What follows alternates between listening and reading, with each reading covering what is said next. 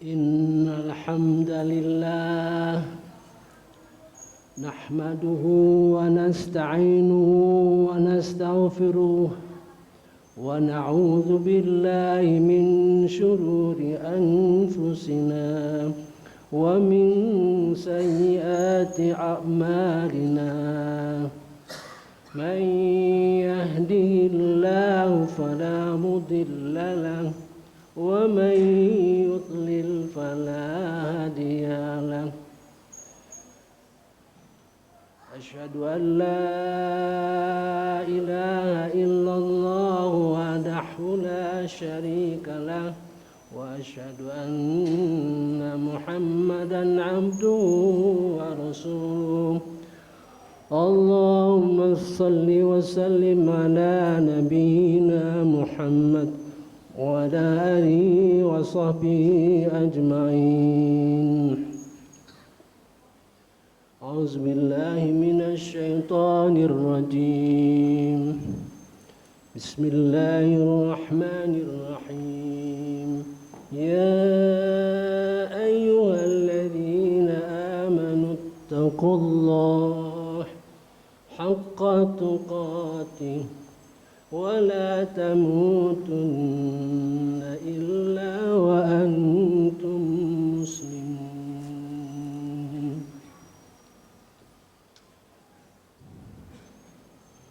Ma'asyiral muslimin jamiah rahimakumullah.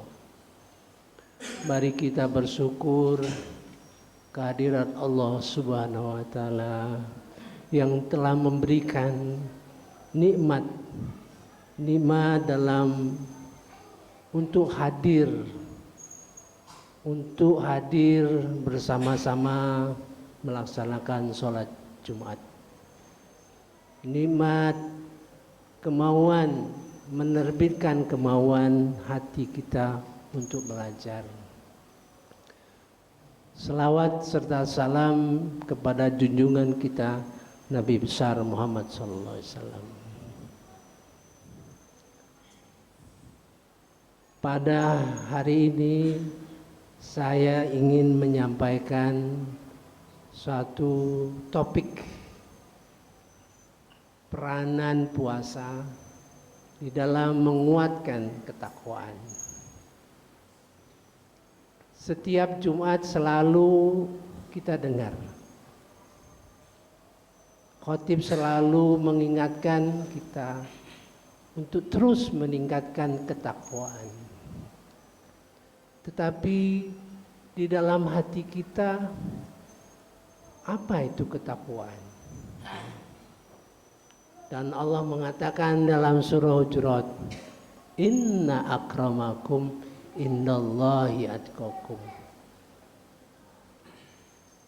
Orang yang paling mulia di sisi Allah itu orang yang paling takwa. Naluri kita yang selalu berpikir, kalau seandainya paling, ada kata paling, ya, tentu ada yang memulai.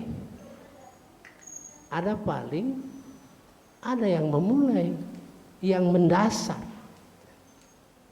Jadi selama 10 tahun saya perhatikan isi dari Al-Quran Karim. Saya renung terus berhari-hari lah, ya, karena saya mengajar tafsir Quran. Ternyata di dalam Al-Quran itu menunjukkan tingkat takwa. Saya susun, ternyata tingkat takwa itu ada 7. Berdasarkan seluruh ayat-ayat Al-Quran yang saya baca, renungkan, ya. Jadi seolah-olah Al-Quranul Karim itu memberikan jalan. Allah itu memberikan jalan kepada hambanya untuk menjadi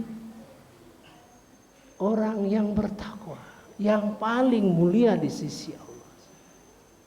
Tapi kenyataan hidup kita ini berbeda-beda, ya.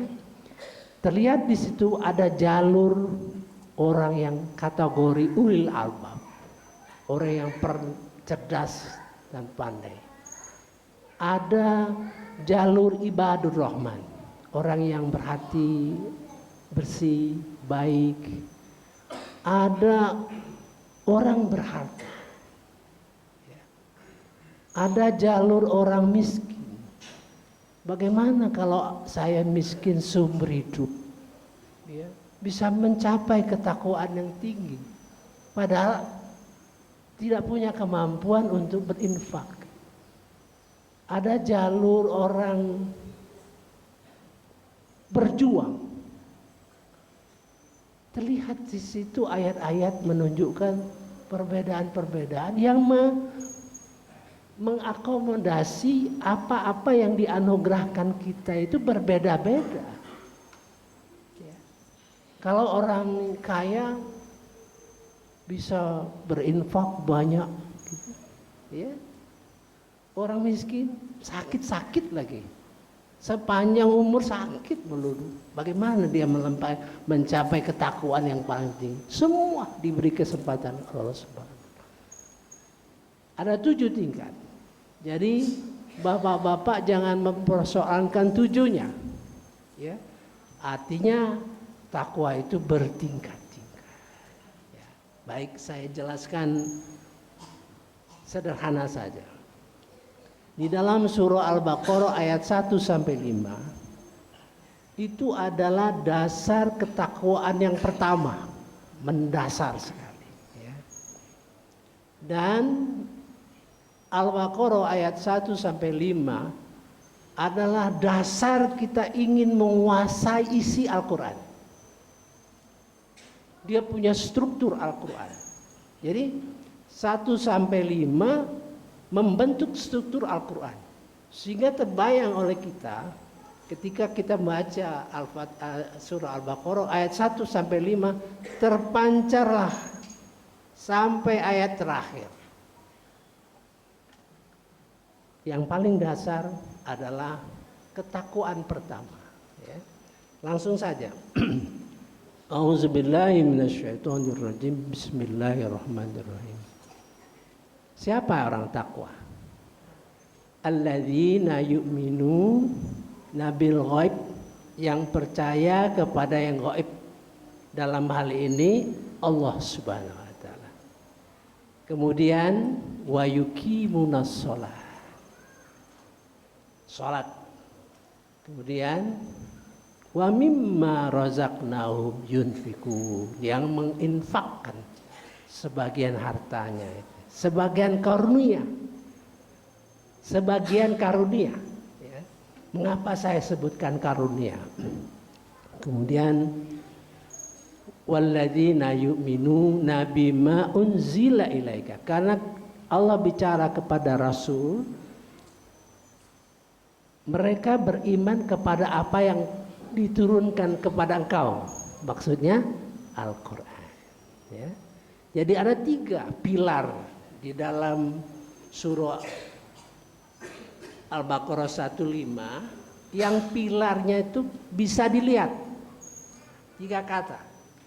Seluruh ayat-ayatnya, ayat-ayat Al-Quran di dalam Al-Baqarah 15 semuanya itu konsep. Ya. Semuanya konsep kecuali 3 kata yang real, yang nyata, yang kita lihat. 1, Quran. Tentu bisa kita lihat orang yang belajar Quran, membaca Quran. Ya. Kemudian sholat. Kita lihat orang sholat, kita belajar sholat, kita melakukan sholat. Ya. Kemudian infak. Infak itu di dalam surah Al-Baqarah 215 dengan 219, infak itu konsep 2 konsep. Pertanyaannya sama, madza yunfikun? Apa itu infak? Kepada Rasulullah katakan, infak itu apa yang kamu berikan kepada orang tua, fakir miskin, ya, kerabat, yatim dan sebagainya. Itu clear bagi kita, suatu konsep yang selalu kita kerjakan. Ya. Tapi di dalam 219, madza yunfikun. Apa itu infak? Qul afwa. Katakan seluruh kelebihan. Jadi orang yang lebih waktu, lebih pikiran, lebih tenaga, lebih kemampuan memimpin, lebih mampu membuat networking. Jadi kalau itu berpadu, subhanallah, subhanallah. Kalau aku tidak punya uang, tapi aku punya tenaga, aku punya pikiran, mengapa aku tidak abdikan kepada masjid? Ya, bapak-bapak, saya ingin ceritakan. Pada waktu kami di Amerika, saya sekolah di Amerika, kita beli bangunan untuk masjid. Dan kita kumpulkan dana untuk masjid. Apa yang kita lakukan? Dulu 40 tahun yang lalu, ya. 30 tahun atau 40 tahun. 30 tahun yang lalu, ya. Kita pergi kemana-mana, ngumpulin dana. Ke negara-negara bagian, bayangin tiap Jumat itu rombongan berapa lama memerlukan dana, perlu waktu berapa lama. Tetapi begitu ingin sahabat-sahabat kita di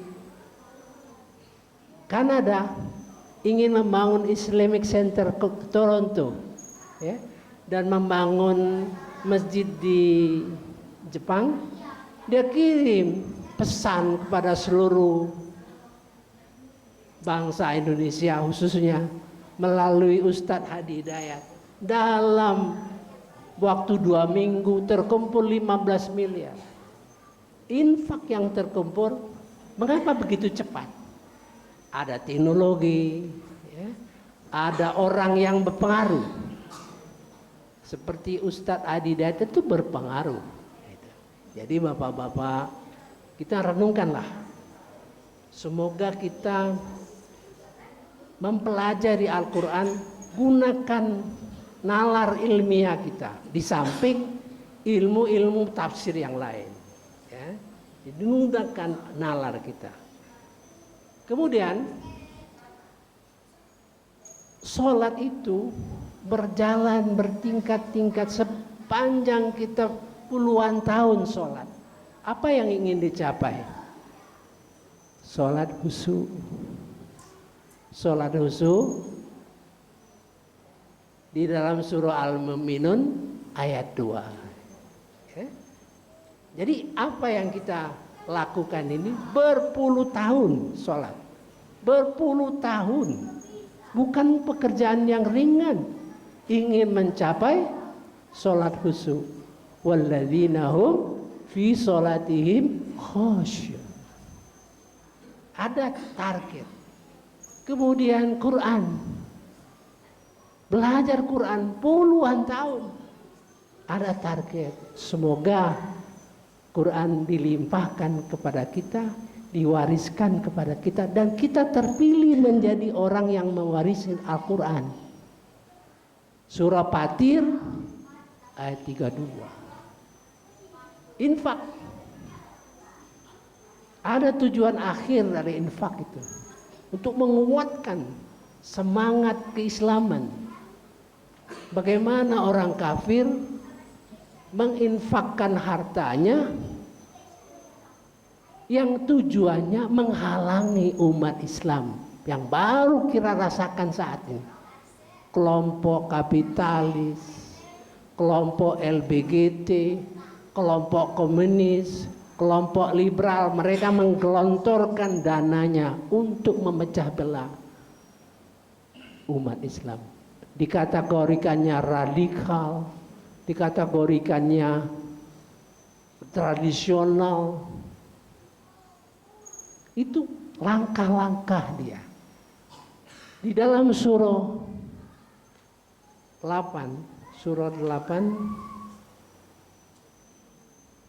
apa? Surah 8 ayat 36, orang kafir pun berinfak, hartanya diinfakkan.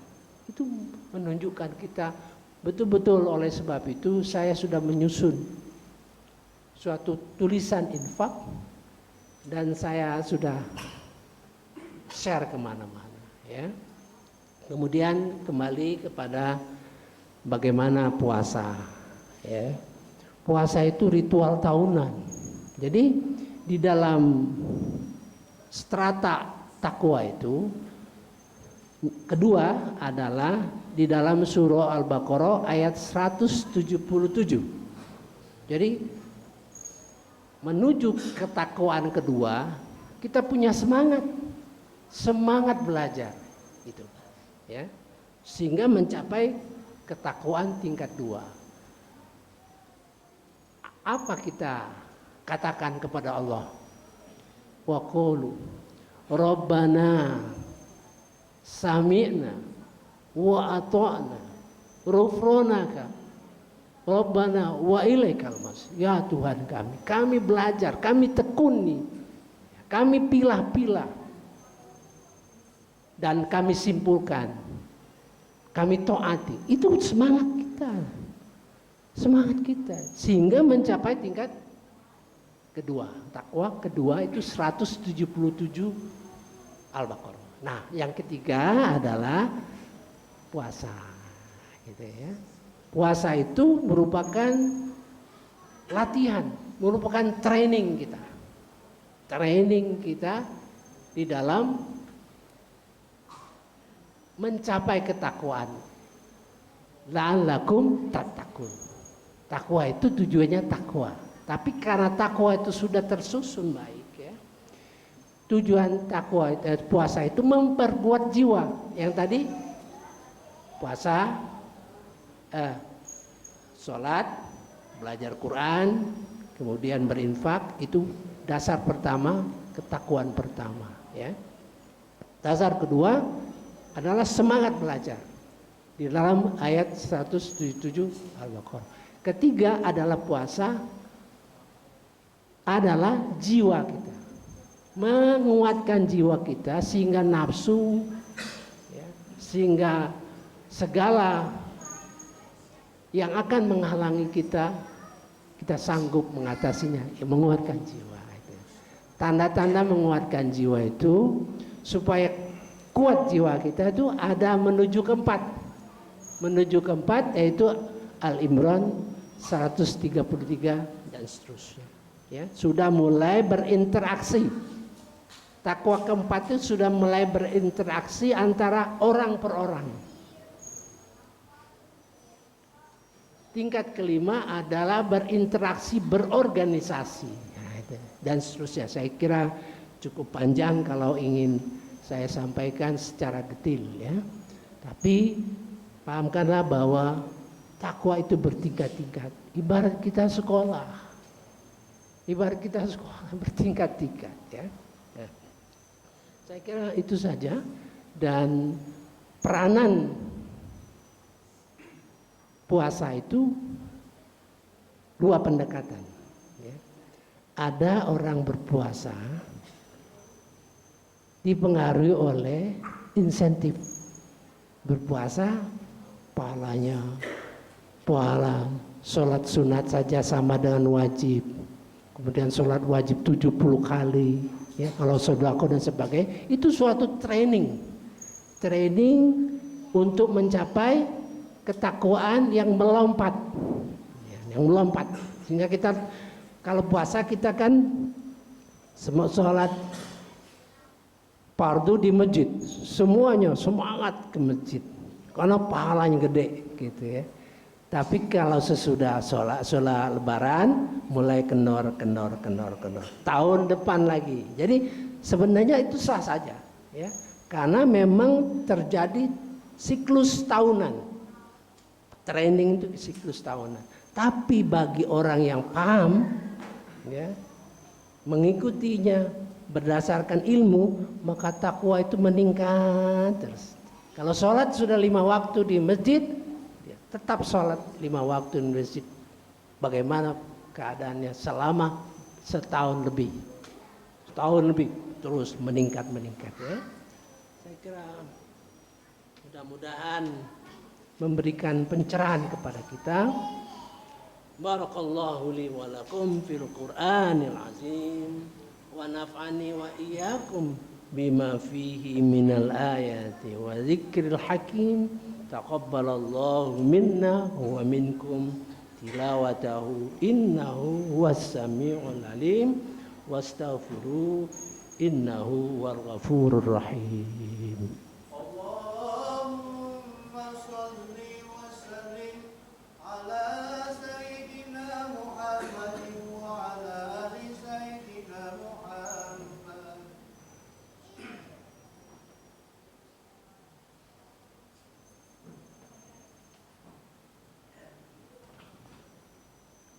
Alhamdulillahilladzi hadana li hadza wa ma kunna linahtadiya laula an hadanallah wassalatu wassalamu ala nabiyyina Muhammadir Rasulillah wa ala alihi wa ashabihi wa tabi'in lahum bi ihsani ila yaumil qiyamah amma ba'du.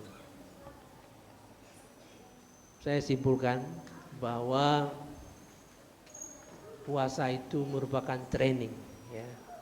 Jadi kita siapkan diri untuk melakukan training ya.